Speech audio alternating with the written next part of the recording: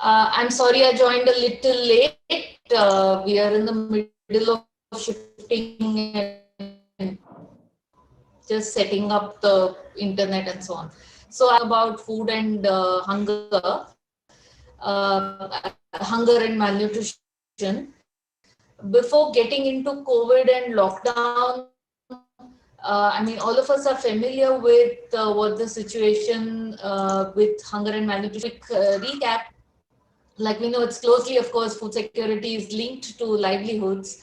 And pre-lockdown itself, the last few years, we've been seeing a slowdown in the economy, highest rates of unemployment in the last 50 years, and overall, not much progress in malnutrition as well.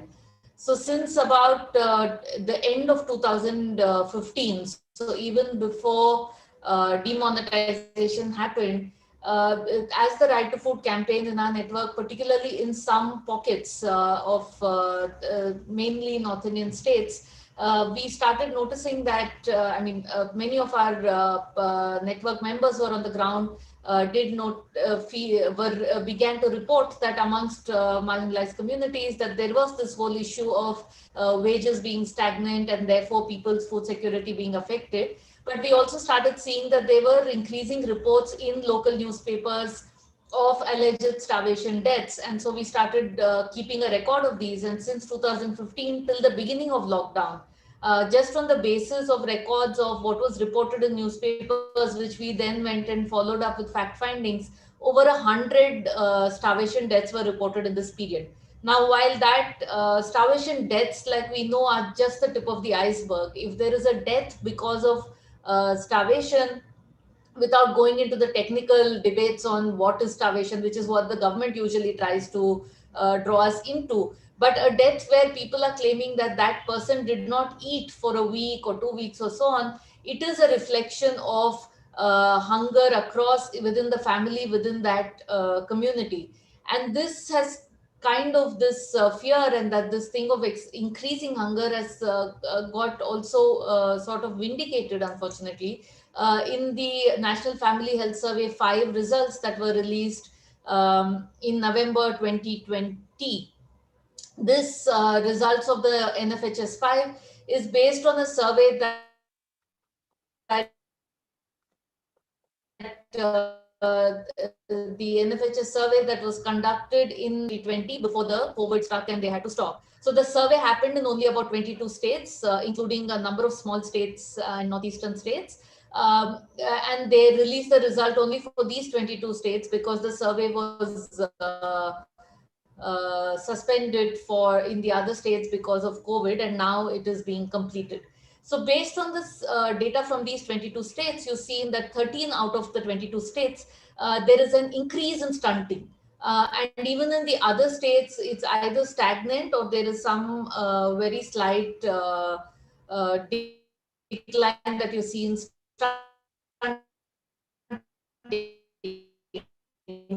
Stunting is usually seen in the world that you do not see an increase in stunting. An increase in stunting happens when there is extreme economic distress or war or conflict. Something really bad has happened. That's when you see stunting going worse. And we have data now, nationally representative at the state level. The national data is not out yet, of a survey which is conducted by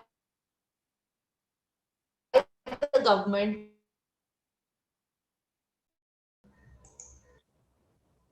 Yeah. So I was saying one of the indicators that which shows that already malnutrition was affected and there is increasing food insecurity is the indicator of the NFHS 5, which shows the least. In this context now, the lockdown, I don't have to talk about it much, and we're talking in the context of 1 year after it. But I do want to talk about after the lockdown, 6 months, 8 months after the lockdown, and we're pretty sure from what we are experiencing wherever we're watching that is how it continues to be. That during the lockdown, there was, of course, loss in employment. People did not have access to food, but there was that during that period, at least in the big cities, there was also a lot of health coming forward.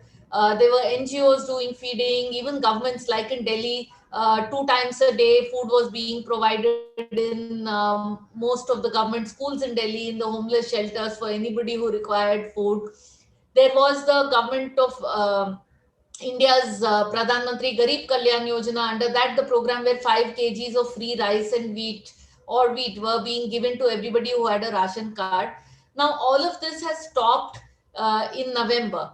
And after that, there is absolutely no support. So we went back and did a survey in 11 states and called the Hunger Watch with the Right to Food campaign, along with many other organizations, which we did 11 states across the country in October in 2020 to see what the situation was. We spoke to about 4,000 households. It was not on the phone, it was in-person survey.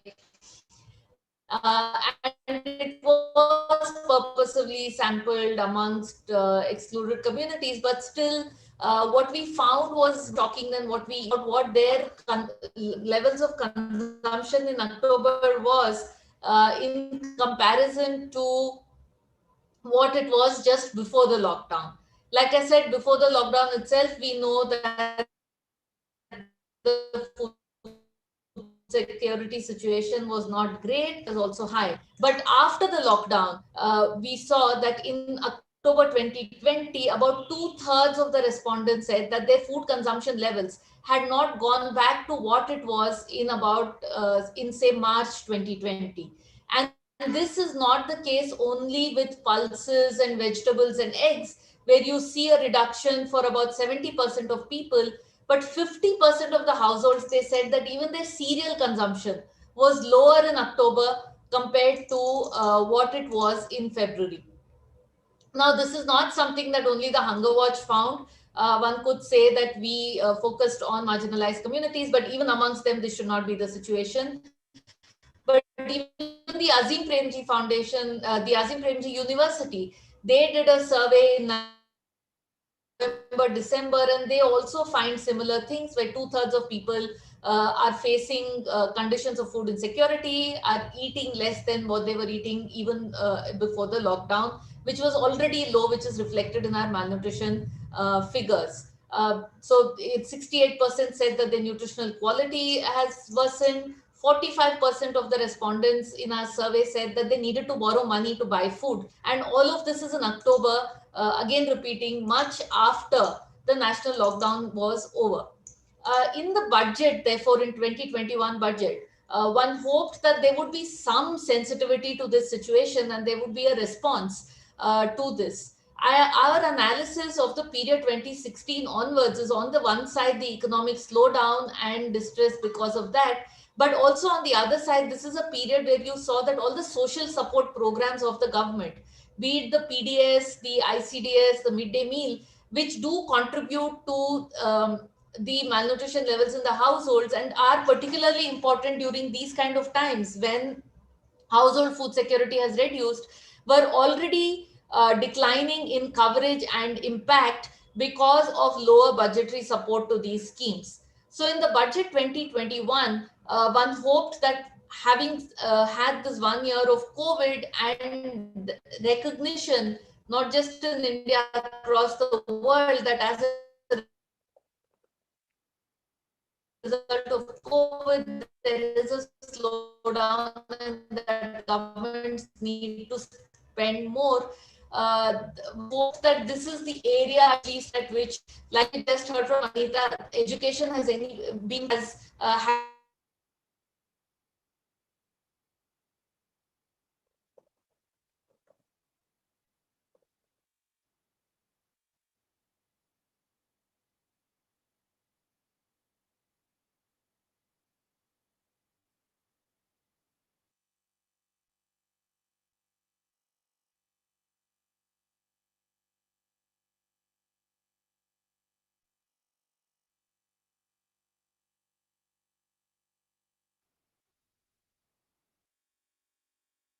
We have lost her. She will log in again. We should wait.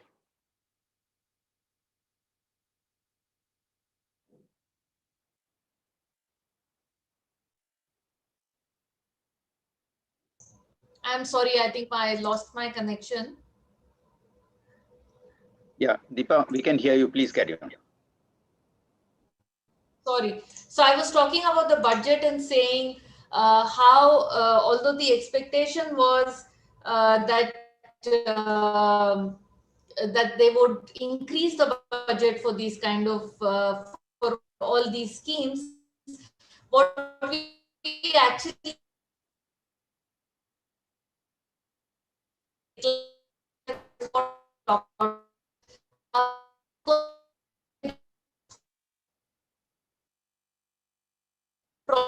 the PS and schemes, particularly number of people not get this. Despite that, that was the only survey. Over 85% of the respondents actually did.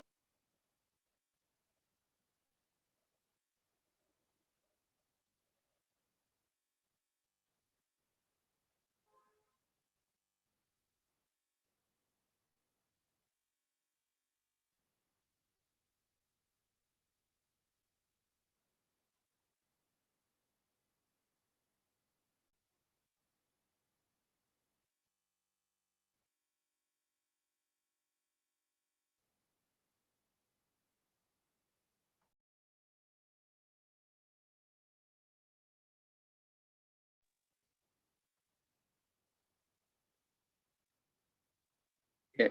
In the meantime, may I request listeners to place their questions in the chat box? We are waiting for Deepak to join us again.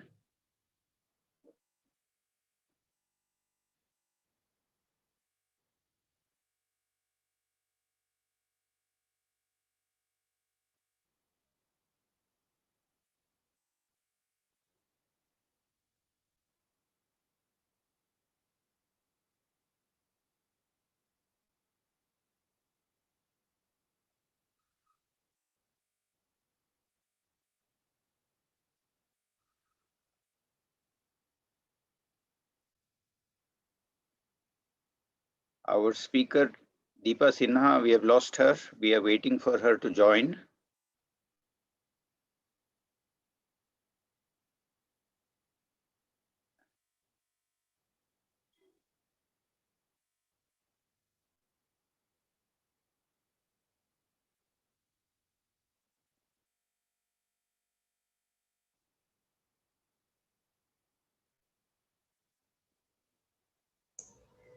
I'm sorry, I don't know if this will stay for long. So, for all these schemes has actually reduced this year. The PDS has the problem that it still goes on the basis of 2000 populations, because of which, although the National Food Security Act says that 67-60% of the current population, and One Nation, One Ration, and these schemes are all there are a lot of problems in them, but even if they weren't, they're all schemes for people who already have ration cards. And the only way we can address those who do not have ration cards, which includes many who are very poor and deserving, is by universalizing the PDS. This budget, there's no time to go into it, is quite a scam as far as the PDS is concerned, because on the one side, it tries to show as if the budget on the PDS has increased to 4% of the GDP, but that's not the case. Most of it, the government had made the FCI take because for the food subsidy. So I actually estimated the food subsidy over the last 10, 12 years. And if you look at the actual food subsidy, what is the money that is actually spent on the grain that was given at subsidized rates under the PDS by the central government, it remains around 1% of the GDP every year, only a little bit to 2%. But that was because of the increase that you see in this 1 year is because of those 6 months of free grain that was given under the Pradhan Mantri Garib Kalyan Yojana. And and this is quite a serious issue, because using this that the PDS subsidy is increasing, there is a whole campaign to reduce the coverage under the PDS, which is there in the economic survey. It is repeatedly, it's there in the recent Niti Aayog report as well.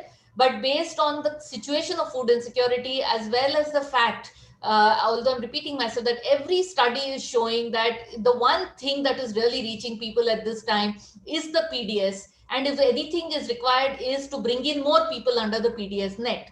But that's the government is completely moving away from that, along with the farm bills. If you look at all the other discussion that's going on around the food, it is to move away from distributing subsidized food grains to cash transfers to a much smaller population. So this is quite a serious concern in this context of increasing malnutrition and food insecurity.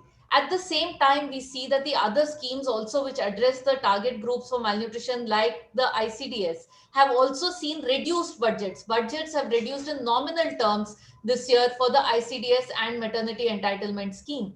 Once again, as is almost normal now with this government, there are new names for these schemes. ICDS is now called Saksham ICDS.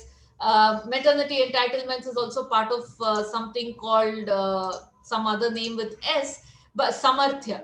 But if you look at the budgets for these schemes, you find that in absolute terms, they've actually declined. And we again know that as the ICDS, Anganwadis can be a very effective scheme to reach out to children under 6, to pregnant and lactating women. But again, it is run by Anganwadi workers who are not even paid minimum wages in most states. Even where they are, they paid very little amounts. They are overworked. The food quality is not great. All of this requires resources, and we see a decline in budgets for Anganwadis. Just 2 days back, we got this news that under the Anganwadi also now there is an additional condition that they have put in, that Anganwadi workers will get their salary only if they have uploaded in the Poshan Tracker app, which again has a lot of problems. So once again, this performance based incentives, payments, these kind of reforms, in the name of reforms, what is being brought into these programs is basically greater privatization, bringing in bigger companies to distribute the food, and at the same time undermining the programs by reducing the allocations. So even in the ICDS and the midday meals, if we look at the data, the coverage of children in these schemes has gone down in the last 5 years. So when we look at the budgets as well as when we look at the coverage, we see that this has been a trend, and COVID has only intensified this trend. In the beginning, there was some hope that this COVID is so bad and has affected people in such a tremendous way that maybe there will be some reversal. But in fact, what we are seeing is that this has become quite an excuse to actually destroy these programs even further. So without these social protection mechanisms in place on the one side, and on the other side, with the farm bills particularly kind of challenging the existing food system entirely, there is the situation as far as food security and malnutrition is concerned, is something where one is not able to see any good news at all. So I think just to conclude that this 1 year has been a complete missed opportunity. A missed opportunity for what? This was an opportunity to universalize entitlements. Everyone, I mean, economists who were opposed to the PDS in the beginning of the lockdown, Abhijit Banerjee and these kind of people were also saying that the PDS should be universalized and everybody should be given it. So it was an opportunity, it was not done. Expansion of PDS to include pulses and oil. Again, the initial distribution during COVID showed that this was possible, that we could distribute pulses through the PDS. That was also stopped in November. Strengthening the entire food entitlements framework, recognizing Anganwadi workers and Ashas. Again, these honorarium based workers were on the ground full time. They are the COVID warriors. Recognizing them, paying them more. This also a missed opportunity, not done. In fact, this was an opportunity to reimagine the entire food system towards a more diversified procurement, decentralized, so that we could move towards better diets for people as well as local control. All of this has not been done. So I'll just conclude here also before my connection is gone again. But basically, to conclude saying this, that the situation of hunger and malnutrition was already bad and then worsening between 2015 to 20. This 1 year has made it, we are in a food crisis and it is not being recognized. I think that is the urgency of the situation which needs to be recognized and given resources. I'll end here, Jasim. I am online, so I'll keep looking at the chat also in case you can't hear me, in case there are questions.